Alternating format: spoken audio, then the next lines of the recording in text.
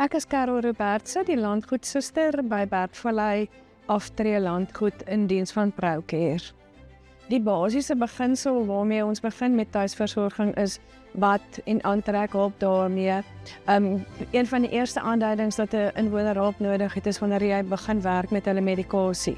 Wanneer die familie vir jou kom sê, asseblief help 'n bietjie, ek dink ons ouer of ons suster of ons familielid drink nie meer hulle medikasie korrek nie. Dan neem jy medikasiebeheer oor en dan begin ons vir hulle die medikasie toe te dien.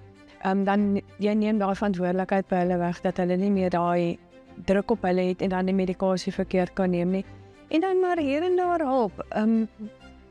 Iemand sê vir jou, ag suster, wil jy nie net vir my iets uit die kas uithaal nie. Algemene goedjies wat ons doen, omdat ons mense is en ons harte is in sorg vir ou mense. Hulle kan nie meer alles doen nie.